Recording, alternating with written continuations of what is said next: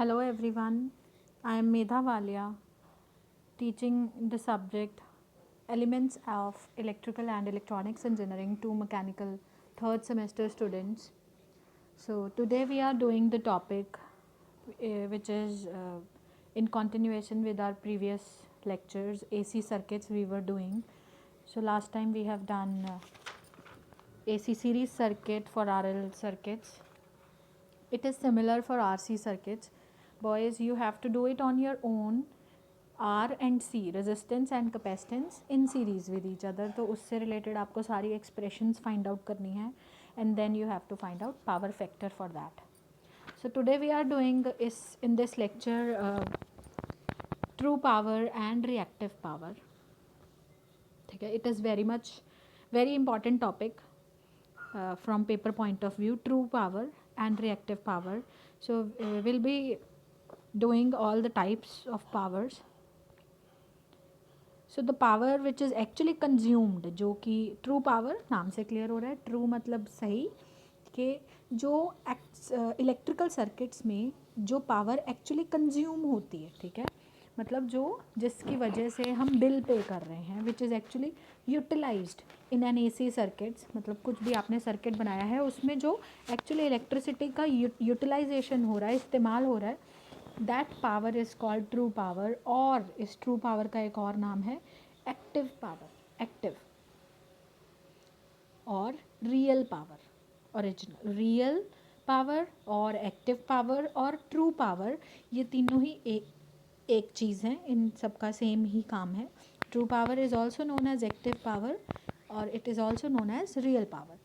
सो ये पहले ही हमने पढ़ लिया है कि पावर जो है कंजम्पशन, ये सिर्फ रेजिस्टेंस में होती है. There are 3 circuit elements, resistance, inductance and capacitance. मतलब रेजिस्टर है, इंडक्टर है और कैपेसिटर है, जिनकी रेजिस्टेंस होती है कुछ, इंडक्टेंस होती है और कैपेसिटेंस होती है. सो एक्चुअल जो पावर की कंजम्पशन है वो सिर्फ रेजिस्टेंस में होती है, ओनली इन रेजिस्टेंस. इंडक्टर और कैपेसिटर एनर्जी को स्टोर करते हैं और रिलीज़ कर देते हैं, they do not consume any power. So a pure inductor and a pure capacitor do not consume any power. क्यों? क्योंकि उनका जो हाफ साइकिल है, whatsoever the power is received from the source, अगले ही cycle में, the next half cycle में, the same is returned to the source. ठीक है. So this power which flows back and forth is called reactive power. जो power consume होती है और फिर रिसीव होती है और फिर रिटर्न हो जाती है, that is called reactive power, और it is also known as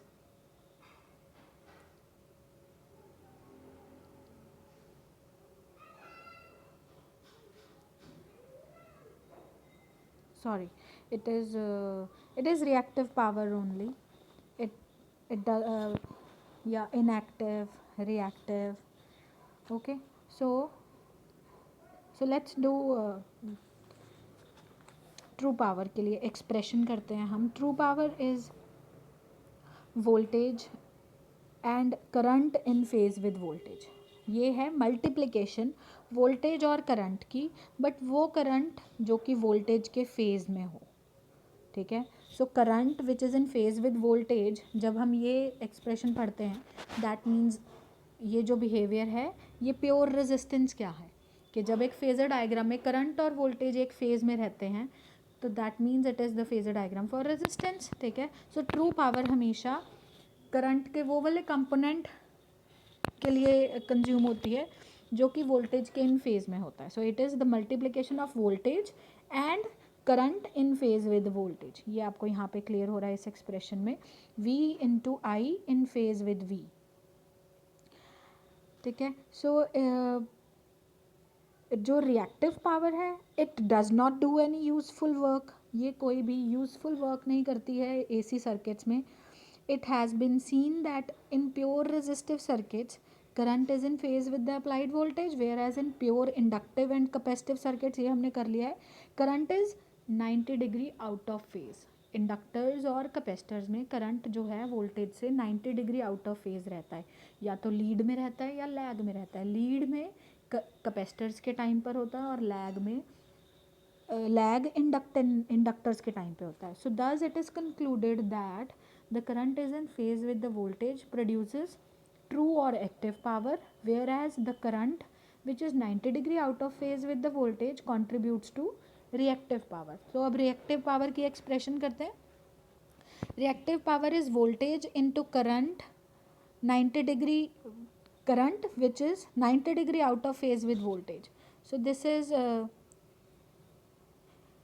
the expression for voltage into current 90 degree out of phase with voltage. ठीक है. सो इस चीज़ को दिखाने के लिए हम यहाँ पे एक फेजर डायग्राम भी दिखा रहे हैं. You can see in this diagram that there is a voltage. ये V आपको शो किया हुआ है. ठीक है. और ये V यहाँ पर there is a current V के फेज में ये A दिखाया हुआ है एक point. There is a current B, vector B दिखा रहे हैं. करंट है ये. ठीक है. और ये जो करंट है ये it is out of phase with V. ये करंट जो है ये लैग कर रहा है वोल्टेज को बाय एन एंगल फाई. ये शो हो रहा है यहाँ पे. ये जो एंगल का जो लैग है. ठीक है. अब हमने क्या किया, इस करंट के हमने दो कंपोनेंट्स बना दिए. One component is in phase with voltage and another component is out of phase with voltage. So जब आपने इसके दो components बनाए, there will be one in phase component and one out of phase component. तो जो in phase component है वो हमेशा cos component होता है, I cos of phi, and the component which is 90 degree it is perpendicular component. तो ये sign component कहलाता है, आई साइन फाई. ये आप यहाँ पे देख सकते हैं, I sine phi and I cos phi. ठीक है. So I cos phi is in phase with voltage and I sine phi is in out of phase और lagging behind the voltage by 90 degree. ठीक है. ये current के दो components आ गए हैं, I cos phi and I sine phi. और यहीं से हमने ट्राइंगल बना ली which is called power triangle. ये आपको यहाँ पे क्लियर हो रहा होगा, द पावर ट्राइंगल. ठीक है. ये पावर ट्राइंगल, अब ये इसी ट्राइंगल को OAB ट्राइंगल को ही मैं यहाँ पे O लिखना भूल गई हूँ. So this is O point. So ये OAB ट्राइंगल ही हमने ली है. OA इज़ VI cos phi. ये यहाँ से आप क्लियर कर सकते हैं. It is VI cos phi and AB is VI जब वोल्टेज मल्टीप्लाई होगी, and whereas AB is in parallel with I sin phi. So AB is VI sin phi. So जो VI cos phi है it is the cos component. ठीक है. So ये जो है it is called true power. So current का वो component जो वोल्टेज के इन फेज है वो I cos phi है, ये यहाँ पे ऊपर वाले ट्राइंगल में. ठीक है. So it is called true power. Voltage multiplication of, ये हमने यहाँ पे फॉर्मूला पढ़ा, voltage multiply by current in phase with voltage. और वो कौन सा करंट है, I cos of phi. So ये मल्टीप्लाई होके क्या बन गया, true power VI cos phi. ठीक है. और ये तो रिएक्टिव पावर हमने क्या पढ़ा, voltage multiply by current 90 degree out of phase with voltage, तो वो आई साइन फाई है. So V multiply by I sine phi is reactive power. ये आप पावर ट्राइंगल में यहाँ पे देखें. And the resultant OB is only current. I का था, ये हमने ऊपर ट्राइंगल में देखा, दिस वाज, ये जो B है फैक्टर, ये सिर्फ आई था. तो व्हेन वोल्टेज, क्योंकि हम पावर की ट्राइंगल की बात कर रहे हैं, पावर में हमेशा वोल्टेज और करंट का मल्टीप्लिकेशन रहता है. सो वोल्टेज तीनों के साथ, तीनों पावर्स के साथ वोल्टेज मल्टीप्लाई हुई है. और यहाँ पर अगर जब हमने वोल्टेज को मल्टीप्लाई किया तो V into I. So here V into I is voltage into current is apparent power, APPARENT, apparent power. So therefore मैंने यहाँ पे अब आपको फॉर्मूला लिख के बता दिया. True power is P VI cos phi and its units are in watts. True power के यूनिट्स हमेशा वॉट्स में होते हैं. Whereas RP is reactive power, तो यहाँ पे हम PR से डिनोट कर रहे हैं. सो VI sin phi is the formula for reactive power and its units are VAR. Volt. इस VAR की फुल फॉर्म क्या है, आप लोग बच्चों प्लीज़ बुक को ज़रूर एक बारी गो थ्रू करना.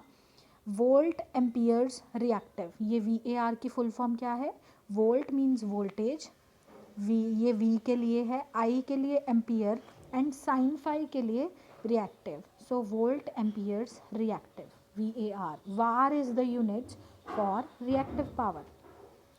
Now there is apparent power. The third kind of power is AP, apparent power. इसको यहाँ पे हम P and small a से denote कर रहे हैं.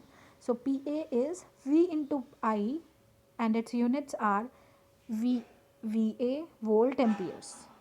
ठीक है. And for higher values of powers या higher जब आप पावर के लिए हायर वैल्यूज़ लेते हैं या हायर डिनोशंस लेते हैं तो वहाँ पर हम किलो और मेगाज में बात करते हैं. So similarly true reactive and apparent powers will be called as kilowatt, kilo volt amperes reactive या kVAR, KW and KVA, kilo volt amperes for apparent power. Similarly for more than that 10 raised to power 6 for megawatt, megavolt amperes reactive and megavolt amperes.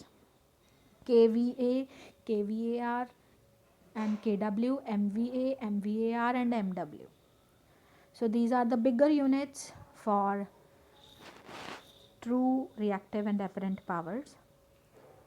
So this triangle is known as power triangle. बहुत important है power triangle, but इस power triangle paper में question आ जाता है तो आपको ये पूरी triangle discuss करनी है. When an active component of current is multiplied with the circuit voltage, it results in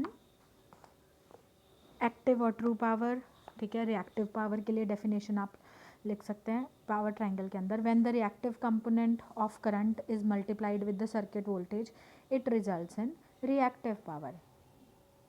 It is this power which merely flows back and forth without doing any work. ये हमने पहले पढ़ा है कि it does not do any useful work in the circuit. So this power determines the power factor of the circuit. इससे हमें power factor का भी पता चलता है. So where cos of phi, power factor क्या है हमने पिछले lecture में भी पढ़ा है. Cos of phi is power factor जो कि is equal to power factor का यहाँ से हमने एक फॉर्मूला फाइंड आउट कर लिया. कैसे आएगा हमारे पास cos of phi. When true power is divided by apparent power, TP is divided by AP. So TP क्या है हमारे पास true power V I cos phi and AP is V I. So V I cos phi divided by V I, तो V and I cancel out हो जाएंगे and will remain with cos of phi which is power factor. So power factor की हमारे पास यहाँ से एक और definition आ गई. Last time we have studied that the power factor of the circuit may be expressed as the ratio of resistance to the impedance R by Z. और यहाँ से हमने पावर ट्राइंगल से भी एक और डेफिनेशन बना ली है पावर फैक्टर की.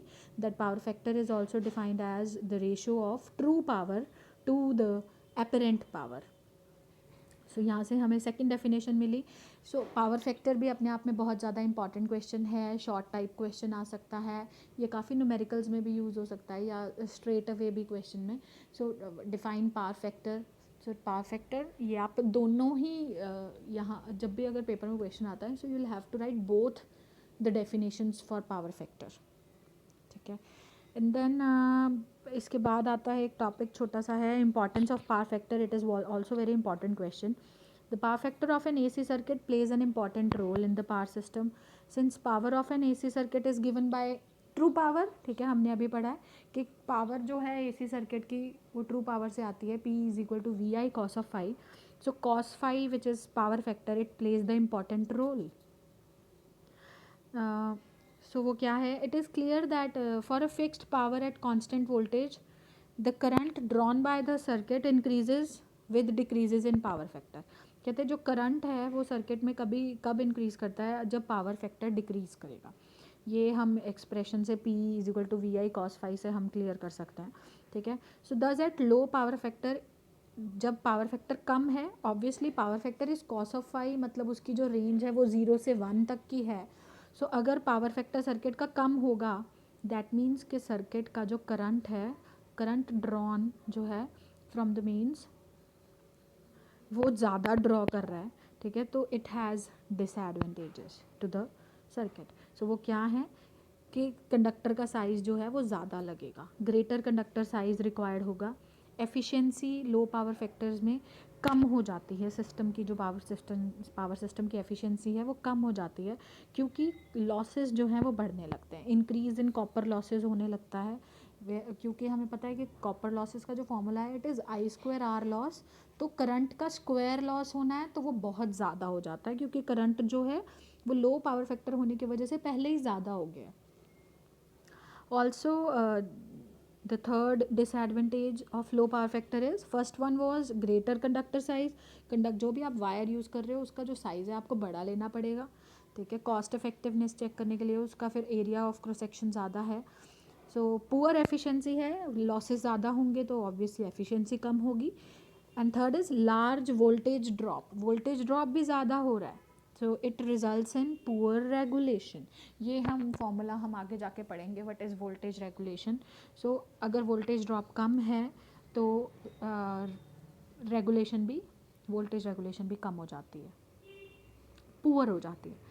And then so to improve the power factor of an AC circuit, a capacitor is connected across the circuit. एक पैरेलल में कैपेसिटर लगाएं, ठीक है, जिससे क्या होगा, जो करंट है वो इम्प्रूव करेगा, क्योंकि पावर फैक्टर थोड़ा सा लीड में आएगा। वो थोड़ा सा जब पावर फैक्टर इम्प्रूव कर जाएगा, करंट लीड कर जाएगा, तो पावर फैक्टर इम्प्रूव होगा, जिससे कि करंट जो ड्रॉन फ्रॉम द मीन्स है वो बेटर हो जाएगा, बहुत ज़्यादा नहीं होगा, थोड़ा कम हो जाएगा। उससे फिर आपका जो AC सर्किट, ये जो आपका ओवरऑल एफिशिएंसी है वो सर्किट की इम्प्रूव हो जाएगी। So this was the topic from AC series circuit, ठीक है। RL circuits, RL series circuit, RLC series circuit, ये सब आपको मैंने करवाए हैं। ये आपको जो RLC सीरीज सर्किट है ये आपको खुद से करना है। So next time will be doing phases के बारे में हम बात, 3 फेज सिस्टम के बारे में, पॉलीफेज सिस्टम के बारे में हम बात करेंगे। So thank you students, so I am ending my lecture over here. Please make notes of them as it is a very important topic from paper point of view. Thank you.